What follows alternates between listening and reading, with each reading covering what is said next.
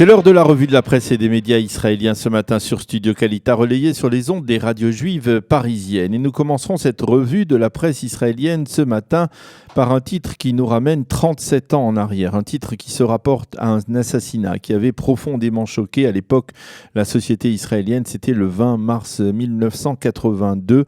Nava Elimelech, une petite fille de 12 ans, était sortie de chez elle. Elle n'y est jamais revenue. 10 jours plus tard, son corps a été retrouvé gravement mutilé. Jamais l'assassin n'a été arrêté. Hier, un dramatique développement s'est produit. La mère de la petite Nava, qui est aujourd'hui âgée de 90 ans, a donné son accord à la réouverture de la tombe de sa fille. Les enquêteurs de la police y ont prélevé des échantillons d'ADN qui ont été envoyés à l'Institut médico-légal d'Abou Kavir. Il semble en effet que 37 ans après, les enquêteurs disposent de preuves qu'ils doivent confirmer concernant l'identité possible, il faut être prudent, de l'assassin. L'ensemble des quotidiens israéliens titrent en première page ce matin sur ce drame, jusqu'à présent non résolu. Ils nous montrent des photos de la petite Nava, une jeune fille brune, au visage fermé. Ariela Ringel-Hoffmann revient dans le Yediot Ahronoth sur cette terrible affaire dans un éditorial qu'elle intitule « Effroi près de la maison ». Elle rappelle l'onde de choc que ce meurtre avait provoqué dans la société israélienne de cette époque et espère que ce développement intervenu parviendra à apporter une réponse quant à l'identité du tueur de cette petite fille qui était devenue pendant une période la petite fille de tout un pays. Mais après cette mention de cette affaire, la presse israélienne, les sites d'information nous ramènent ce matin à la réalité d'aujourd'hui, la réalité politique et électorale actuelle, avec en évidence le développement de la journée d'hier. La pétition de soutien signée par les 40 premiers candidats à la députation de la liste électorale du Likoud, une pétition de soutien inconditionnel au Premier ministre Binyamin Netanyahou. Cette pétition mentionne que quels que soient les résultats des élections législatives du 17 septembre prochain, Binyamin Netanyahou restera le leader du Likoud. Une pétition qui est intervenue après les allusions faites avant-hier soir, samedi soir, par Avigdor Lieberman sur le fait qu'au lendemain des élections, le Likoud devrait se choisir un autre leader si M. Netanyahou ne parvenait pas à former un gouvernement majoritaire. Dans cette pétition, les élus du Likoud affirment fermement qu'ils n'accepteront pas de diktat de la part d'autres partis concernant leur leadership. Une pétition qui a suscité de très vives critiques dans les rangs de l'opposition, où l'on compare le leader du Likoud au dictateur nord-coréen Kim Jong-un, dans lequel il faut se prosterner. Le Maariv souligne qu'hier soir, après l'annonce de cette pétition, Binyamin Netanyahou a rajouté, si l'on peut dire, de l'huile sur le feu en affirmant « Je ne serais pas étonné si certains à droite s'étaient associés aux combines de Lapid et de Lieberman ». Cependant, le Israël Hayom souligne qu'hier soir, sur la chaîne 12, un des responsables du Likoud qui a tenu à conserver l'anonymat a déclaré qu'en dépit de cette pétition, tout restait ouvert dans le cas où Binyamin Netanyahou ne parviendra pas à former un gouvernement au lendemain des élections. Le Yediot Ahronoth lui parle d'examen et de loyauté du Likoud envers son leader et commande ce développement, en particulier dans l'éditorial de Limor Livnat, qui fut ministre de l'Éducation dans le gouvernement Netanyahou en 2009. Livnat s'adresse dans son éditorial à ses ex-compagnons politiques.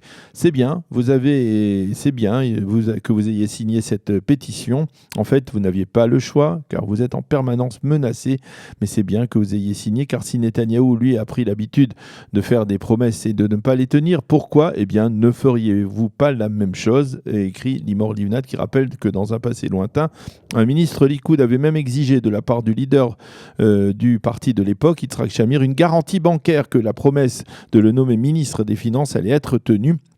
Preuve que ces engagements en politique ne valent pas l'encre avec laquelle ils ont été écrits. Le Haaretz lui commente également la publication de cette pétition, et il affirme que celle-ci reflète l'hystérie qui règne actuellement en rue Balfour au domicile des époux Netanyahou.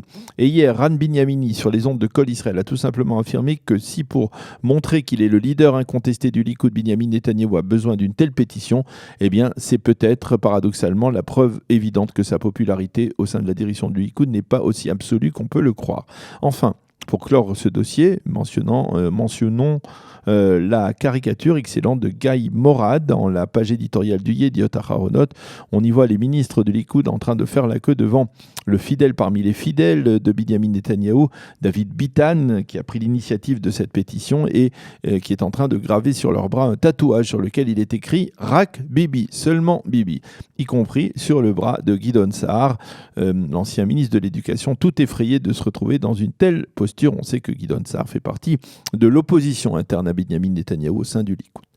Les quotidiens reviennent également ce matin sur la réunion du Conseil des ministres qui s'est tenue hier à Eilat et au cours de laquelle le gouvernement a voté en faveur d'une série de mesures visant à doper la cité balnéaire du Sud qui traverse une crise sérieuse, en particulier depuis la fermeture de l'aéroport de Sdedov au nord de Tel Aviv et même depuis l'ouverture controversée de l'aéroport Ramon à 30 km au nord d'Eilat. Les mesures prises ont été estimées à un montant total de plus de 500 millions de shekels. Les quotidiens soulignent que durant la réunion du Conseil des ministres, eh bien, certains ministres sont déclarés favorables à la création d'un casino à Eilat afin d'y attirer plus de touristes.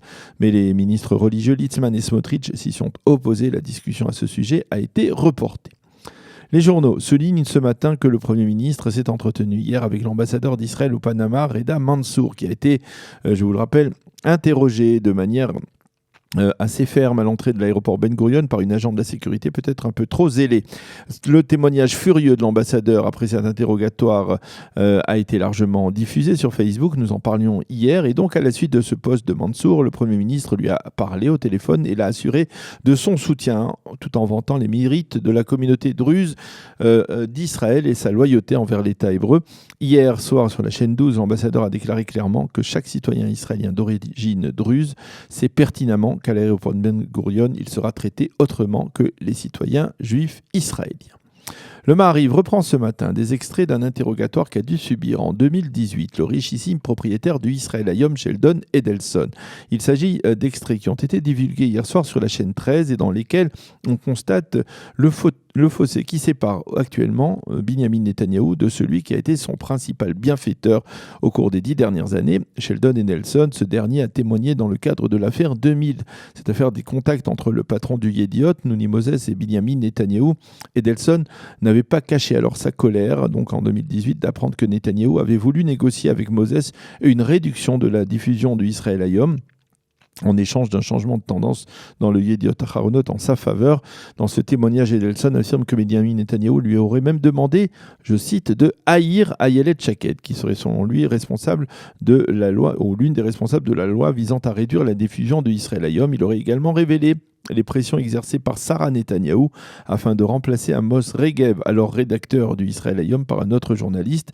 Edelson aurait déclaré aux enquêteurs de la police qu'il ne parlera plus jamais à Binyamin Netanyahou à cause de cette affaire. Effectivement, même si le Israël Hayom continue de soutenir le Premier ministre, une rupture s'est produite entre Edelson et Netanyahou. Le Israël Hayom, justement, consacre sa manchette à ce qu'il appelle la réforme initiée par le nouveau contrôleur de l'État Matania Engelman. Le journal publie certains extraits de cette réforme qui vise, selon les commentaires de Mati Tourfeld, à réduire les prérogatives du bureau du contrôleur. Il s'agit par exemple de la fermeture du département de lutte contre la corruption et de l'arrêt des contrôles en temps réel. Tourfeld écrit: en cette période d'activisme juridique, il est important de ramener le bureau du contrôleur à des dimensions plus réalistes. Voilà donc pour ce survol de la presse israélienne de ce lundi matin sur Studio Kalita.